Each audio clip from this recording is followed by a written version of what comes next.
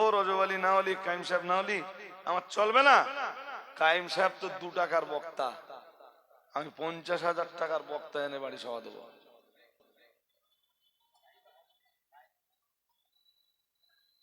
মেলান আপনি আমার কথার সাথে? হ্যাঁ, কাইম সাহেব তো আমার বাড়ি খুব বেশি হলে আসবে না।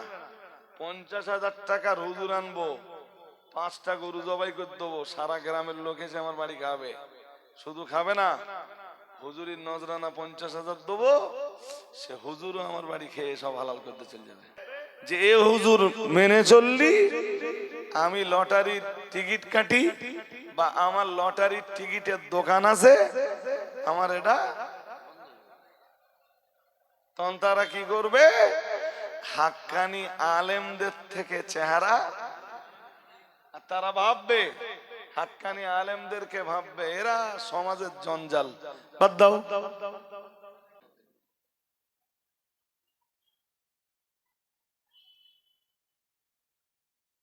এটা চলতেছে।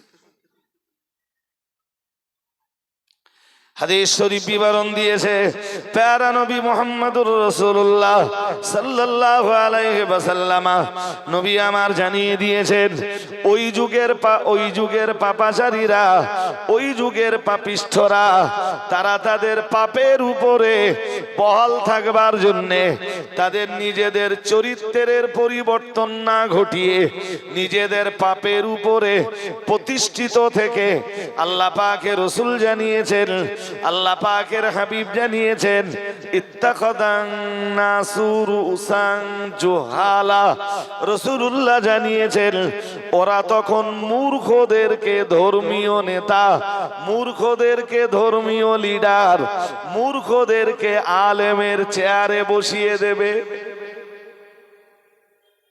নাউজুবিল্লাহ, একটু জোর করে বলেন।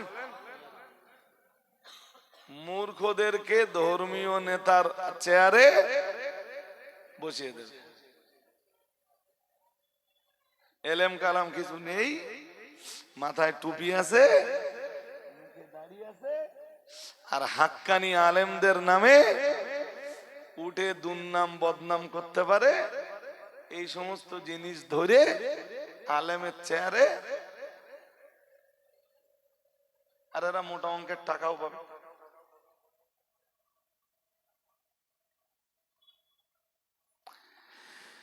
হাদিস শরীফ বিবরণ দিয়েছে ইত্তাখাদান নাসু রুসান জুহালা, রাসূলুল্লাহ জানিয়েছেন ওরা তখন আলেম থেকে চেহারা ঘুরিয়ে, হাক্কানি আলেমদের থেকে মুখ ঘুরিয়ে মূর্খদেরকে ধর্মীয় নেতার আসনে বসিয়ে দেবে, মূর্খদেরকে ধর্মীয় লিডারের আসনে বসিয়ে দেবে।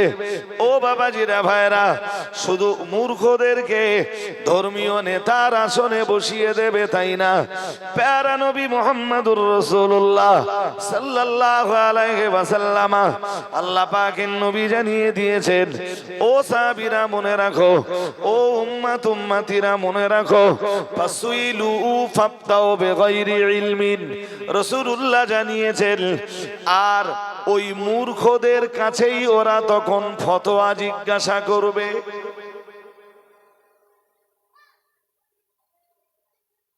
বলবে হুজুর এই ফতোয়াটা কি হবে বলেন দিন। ওর তো বিদ্যা বুদ্ধি নেই, ও তখন বলে দেবে ও টাকা ওয়ারেসদের দিতে হবে না, মাদ্রাসায় দান করে দিকে যা হয়ে যাবে।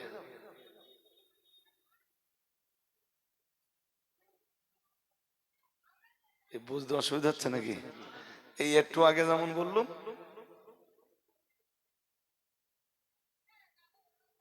ও তো আলেম না, জাতে আলেম না, ও জাতে তো জাহেল, ও তো ফতোয়ার কিছু বোঝে না। ও তখন বল দেবে যে ও মাদ্রাসায় দিদিকে যা। হ্যাঁ, আমার কাছে এরম ফতোয়া অনেকবারই আছে।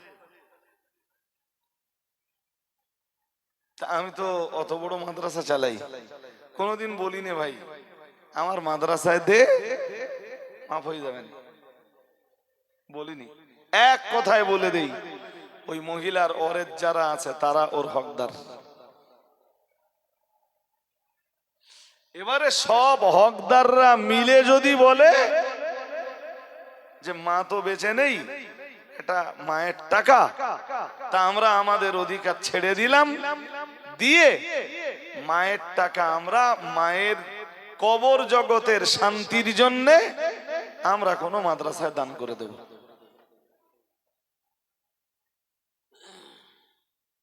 ভাই সাহেব, কি বুঝতে অসুবিধা হচ্ছে নাকি? এ আলাদা বিষয় না, বিষয় একই হলো? হ্যাঁ, আলাদা। কিন্তু ফতোয়া দেওয়ার সময় বলো দিতে হবে যে ওই টাকার হকদার ওই মৃতা মহিলার ওয়ারিসরা।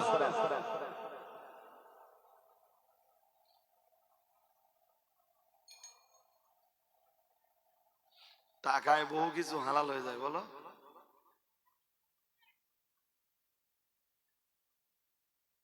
হ্যাঁ,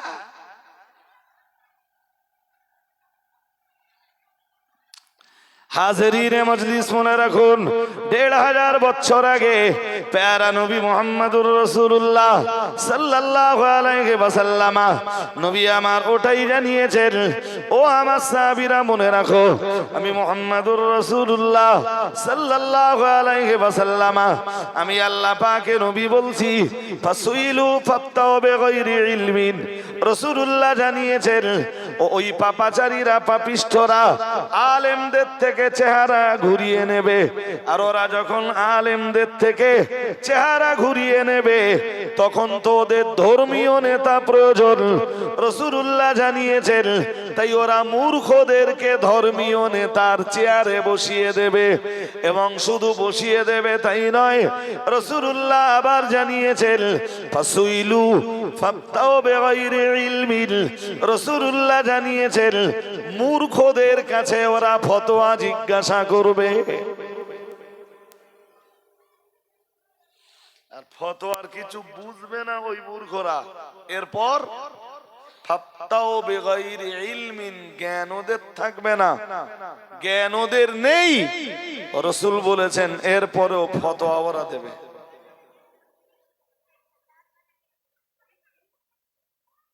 ফল কি হবে? এর ফলাফল ঘোষণা দিতে যে রাসূলুল্লাহ জানিয়েছেন, ফাদাল্লু ওয়া আদাল্লু। প্যারা নবী মুহাম্মদুর রাসূলুল্লাহ সাল্লাল্লাহু আলাইহি ওয়াসাল্লাম আমার আল্লাহর নবী জানিয়ে দিয়েছেন, এর ফলাফল হবে ওরা অজ্ঞতাবশত, এলেম না থাকবার কারণে, ভুল ফতোয়া দেওয়ার কারণে, রাসূলুল্লাহ জানিয়েছেন ওরা নিজেরা পথভ্রষ্ট হয়ে যাবে, ওরা নিজেরা বিপদগামী হয়ে যাবে। দয়ার নবী মুহাম্মদুর রাসূলুল্লাহ সাল্লাল্লাহু আলাইহি ওয়াসাল্লাম জানিয়েছেন, ওয়া আদাল্লু। রাসূলুল্লাহ জানিয়েছেন আর ওদের ফতোয়া অনুসরণ করে যারা চলবে, ওদের ফতোয়ায় যারা জিন্দাবাদ দেবে, রাসূলুল্লাহ জানিয়েছেন তারাও পথভ্রষ্ট হয়ে যাবে। যে ওই রকম ভুল ফতোয়া দেবে তার জায়গা যেমন জাহান্নাম। রাসূলুল্লাহ জানিয়েছেন ওই ফতোয়ার অনুসরণ করে যারা চলবে তাদের জায়গাটাও তেমন জাহান্নাম। বলুন নাউজুবিল্লাহ। আর একটু জোর করে বলেন, এসব কথা আমি বলছি? হ্যাঁ, এসব কথা আমি বলছি? হাজিরিন ভাই, চলুন এবার ওই আনাস ইবনে মালিক থেকে ওই যে হাদিসটা শোনাচ্ছিল, মনে আছে? হ্যাঁ না বলে না? মনে আছে? ওটা বলে ফেলি একটু। হ্যাঁ, কত নম্বর হাদিস বলেন দিন? বুখারীর দিয়ে কেরাম মনে আছে? এই তো ভালো মনে রেখেছেন, 55-82। 55 কোন শরীফ? বেশ বেশ, এক্সিলেন্ট, দারুন। বর্ণনাকারী সাহাবীর নাম আনাস ইবনে মালিক। উফ, মনে করে যে আমি সব সময় ফ্রি থাকি। হযরত আনাস বলছেন, কুনতু আসকি আবা উবাইদাতা ওয়া আবা তালহাতা ওয়া উবাই ইবনে কাব মিন ফাদিকিন যাহবিন ওয়া তামারিন এই পর্যন্ত থাকে, এই পর্যন্ত থেকে বুঝে নেন। আনাস ইবনে মালিক বলছেন যে একবার আমি, তার আগে একটু বলে নেই, মদ তখনও হারাম হয়নি, তখন মদ হারামের ঘোষণা তখনও আসেনি। আনাস বলছেন আমরা একটা আসরে বসেছিলাম, সেই আসরে আবু ওবায়দা ছিলেন।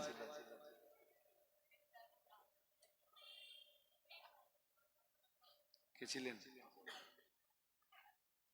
সেই আসরে আবু তালহা ছিলেন। আবু, প্রথম নাম আবু ওবায়দা, প্রথম নাম, দ্বিতীয় নাম আবু তালহা, তৃতীয় নাম উবাই ইবনে কাব। এই তিনজন আর ওদের সঙ্গে আমি, চারজনে মিলে একটা আসর। শুনছেন? কয়জন মিলে একটা আসর? হযরত আনাস বলছেন কুনতু আসকি, আমি পান করাচ্ছিলাম।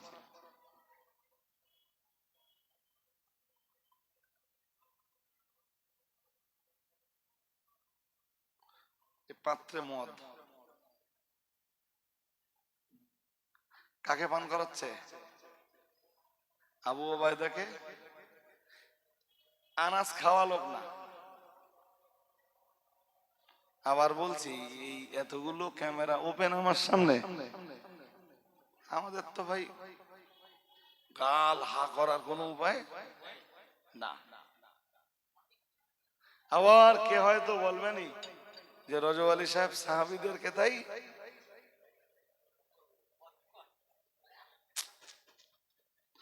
আমি বুখারী শরীফের 55-82 হাদিস কোথায় নিয়ে যাব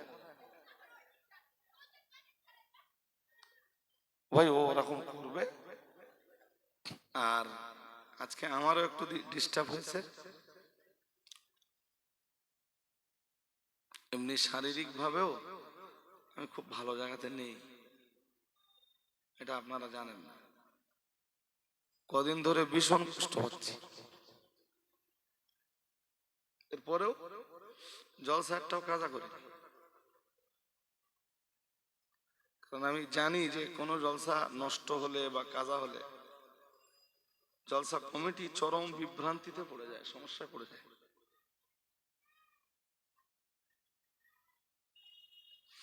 খেজুরের তৈরি মদ, কিসের তৈরি?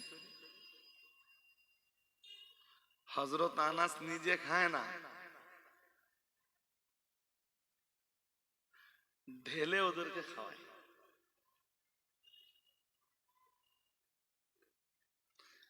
হযরত আনাস বলছেন আমি 3টে পাত্রে মদ ঢাললাম।